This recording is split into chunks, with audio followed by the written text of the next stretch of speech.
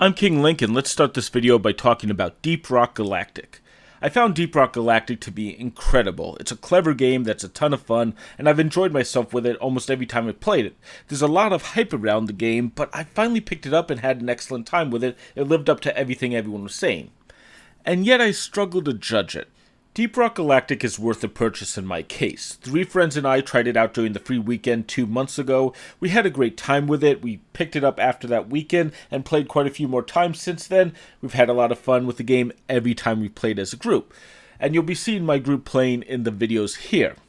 So Deep Rock Galactic is a fun game. We've had a blast. We're enjoying ourselves multiple times. That should be an easy game to review, right? It should be, but the fact is Deep Rock Galactic is an example of a problem I have with the review process or with the genre or style of game it is. And I'll give Deep Rock Galactic a short review at the end.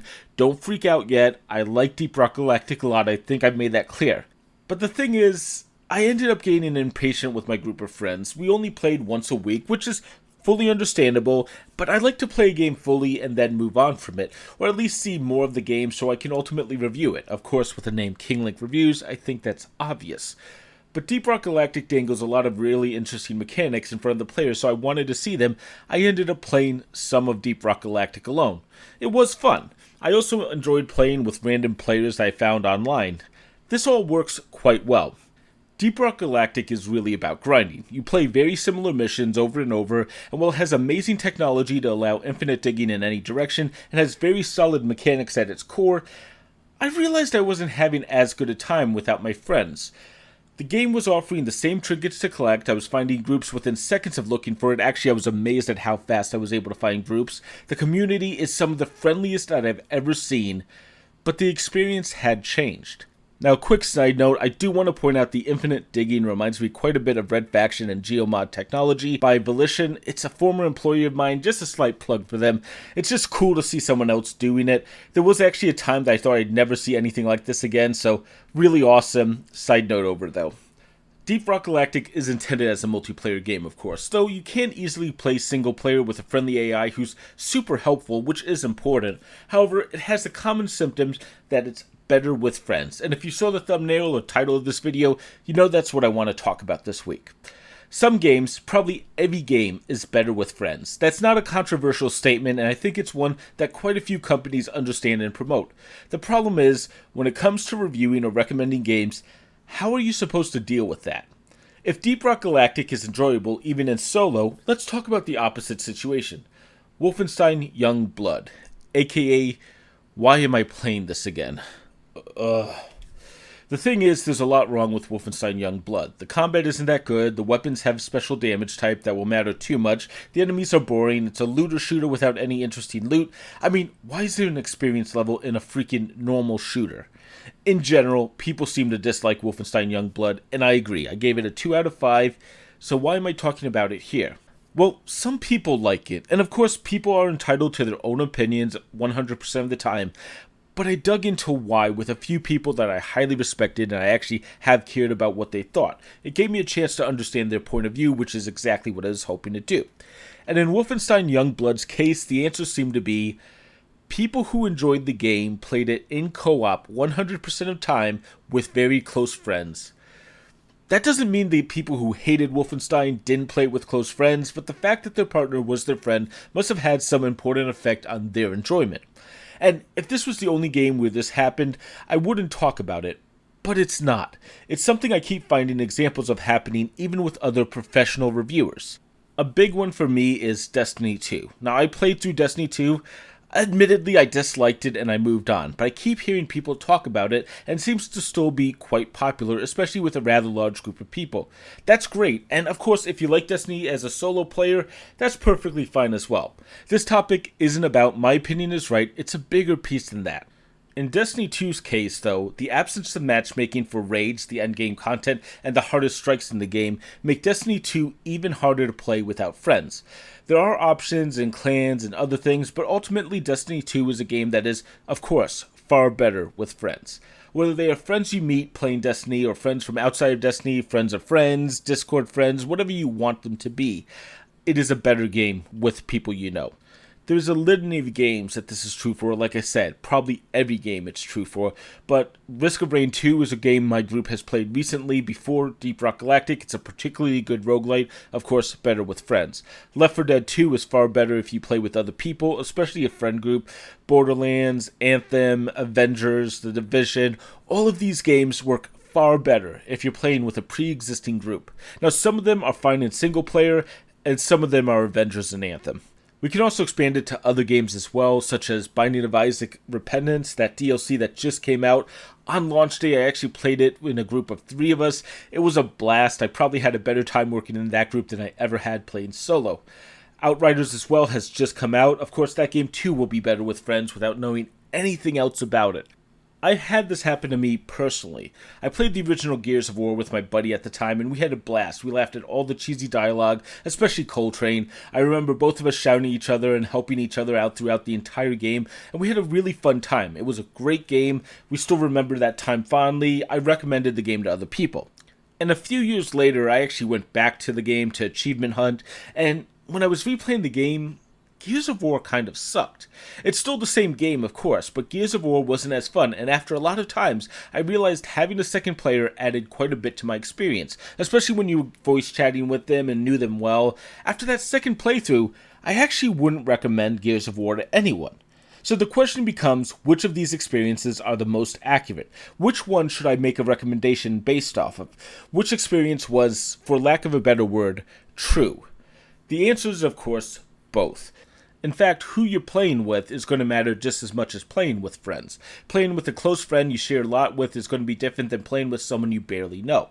If you're going through a personal fight with someone outside of the game, that's going to be different than playing at the height of your friendship. Some games are far better in person and on the same couch. Some are amazing when everyone has the whole screen to themselves.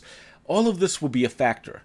And this is the real problem with the concept of multiplayer games. If Left 4 Dead is a 6 out of 10 in single player, a 7 out of 10 with random players, and an 8 or higher for playing with your personal friends, which of these ratings does it deserve? And more importantly, how do you really get an unbiased opinion? And I'll see this from official, well-trusted reviewers who seem to fall into this trap. They might rave about a game that you really just don't connect with, and you can actually then go and watch them playing it on their stream. It then becomes clear that their enjoyment doesn't come from the mechanics of the game or the experience, but clearly from them sharing, personal time with close friends. And that's not a bad thing, of course. I'm not going to fault people for doing it, and some games do rely on that experience, but I come back to how to truly judge these experiences. If you're going with a simple numerical system, when reviewers have to give an ultimate score, do you rate the game with your best friend, random people online, potentially because of pre-release copies, partnering with devs who might be answering questions, or maybe even solo? It is important to consider this because both OpenCritic and Metacritic discard pretty much everything about a review and summarize it in a blurb and a score that gets factored into their overall rating. On the other hand, when talking about the experiences with the game, how can we separate that friend quotient?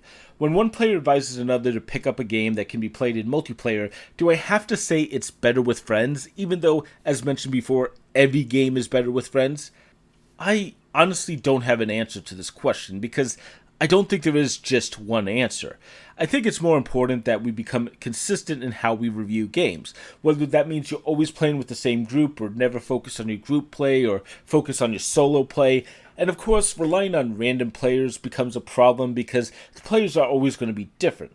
There's also always going to be levels of metagaming and how welcoming the community is to new players. Those will of course change over time, but ultimately I think those are issues for all multiplayer games.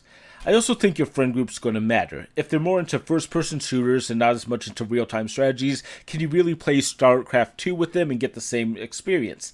That's a question for someone else who chooses to go that route to decide.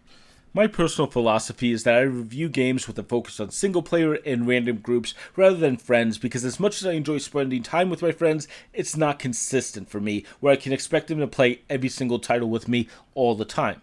So let's give this another shot. Let's go back to Deep Rock Galactic and take out that friend quotient. Deep Rock Galactic is a really enjoyable game that's going to stick with you for quite a while. There's 7 types of missions, but multiple different locations, difficulties, and lengths that will keep the game engaging. There's a lot of stuff to keep you coming back to play more and try to earn just a bit more. The single player is extremely good, with a strong AI that's almost as solid as another human. However, it's also very easy to find other players no matter what game type you're going for. The ability to join in progress with no penalties makes playing online a joy. The 4 classes are also very unique and interesting. Most of them are great solo, but they all shine a little bit brighter when you're playing with a mixed group of classes. There's also a great upgrade system that lets you change out weapons.